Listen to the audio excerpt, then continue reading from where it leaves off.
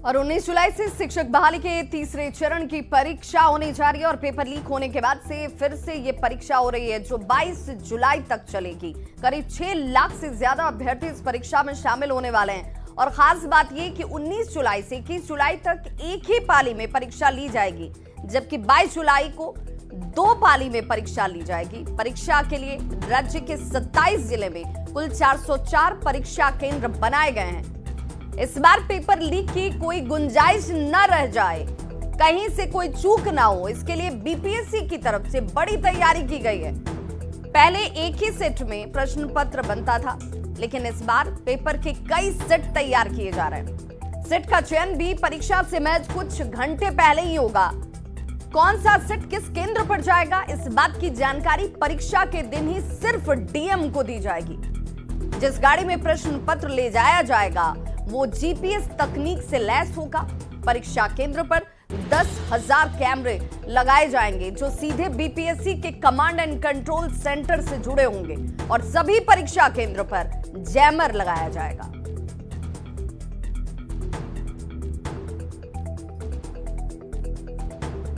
BPSC chairman Ravi Manubhai Parmar हमारे साथ हैं, क्योंकि 19 तारीख से टीआरई 3 की परीक्षा होनी है और तमाम तैयारियां जो है एक तरह से पूरी कर ली गई है। किस प्रकार की तैयारी है, इस बार क्या नया प्रयोग करने जा रहे हैं? जैसे हम लोगों ने बड़ा डिटेल में आपको ब्रीफ किया है। अभी आयोग ने पहले मार्च में जो एग्जाम ली थी उससे अब जो एग्जाम ली है उसमें काफी सारे इम्प्रूवमेंट किए हैं। जैसे मल्टी सेट से एग्जाम होगी, इसका मतलब है कि एक से अधिक क्वेश्चन पेपर होंगे। उसके बाद ट्रांसपोर्टेशन में, प्रिंटिंग में, सीलिंग में,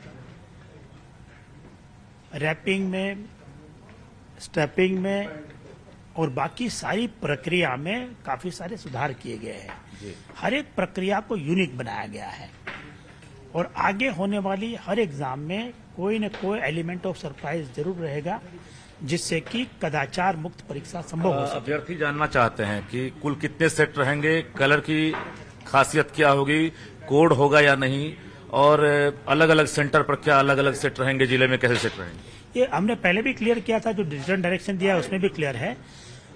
18 तारीख से लेके 22 तारीख के बीच में जो एग्जाम हो रही है उसमें अलग अलग दिन क्वेश्चन पेपर के अलग अलग कलर कोड होंगे और वो कलर कोड में से कोई एक कलर कोड को हम लोग एग्जाम के दिन डिसाइड करेंगे कि किस कलर कोड का क्वेश्चन पेपर को यूज किया जाना है।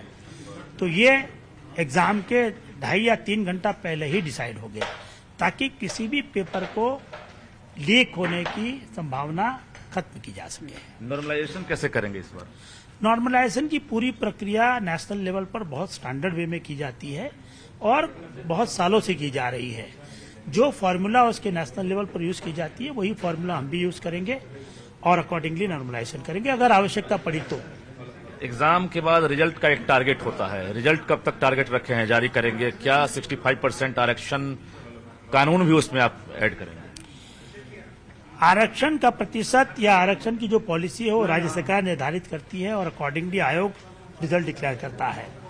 वर्तमान स्थिति में जो माननीय उच्च न्यायालय का आदेश हुआ है उसके बाद आरक्षण के संबंध में राज्य सरकार से निर्देश प्राप्त होने पर हम जल्दी से जल्दी रिजल्ट देने की कोशिश करेंगे। कुछ टारगेट रखा होगा कि 15 अगस्त से पहले हम दे दें रिजल्ट? नॉर्मल कोर्स में अगर हमारे पास पॉलिसी अवेलेबल है तो जो टीआरई 1-2 में हुआ था और अब कर सकते हैं हम, वो 15 से 20 दिन या अधिक से अधिक 25-30 दिन में हम लोग 1 महीने में रिजल्ट जरूर डिक्लेयर कर सकते हैं। टीआरई 2 वाले सप्लीमेंट्री वाले जो अभ्यर्थी हैं वो इंतजार में, अभी तक उनका रिजल्ट जारी नहीं हुआ। पूर्व के जो चेयरमैन थे उन्होंने घोषणा कर दी थी।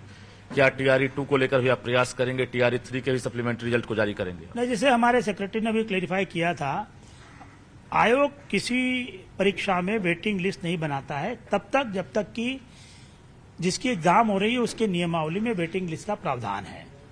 अगर वेटिंग लिस्ट का 5% का प्रावधान है तो हम हर कैटेगरी में 5% कैंडिडेट का वेटिंग लिस्ट बनाएंगे। अगर वेटिंग लिस्ट का प्रावधान नहीं है तो आयोग के लिए वो करना नियमानुकूल नहीं होगा। टीआरई 3 में 6 लाख से अधिक अभ्यर्थी शामिल हो रहे हैं, उनसे मेरी यही अपील होगी कि वे किसी भी, आयोग ने पूरी तैयारी की है परीक्षा को कदाचार मुक्त रूप से कराने की। क्वेश्चन पेपर के लीक की संभावना नहीं के बराबर है, इसलिए किसी के भी झांसे में ना आए, अपना मन लगा के तैयारी करे, एग्जाम दे।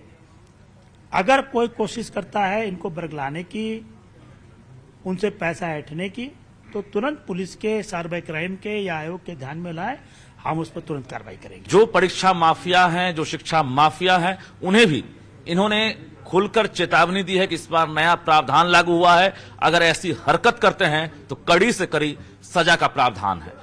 कैमरामैन दीपक के साथ रजनीश कुमार, न्यूज़ 18 पटना।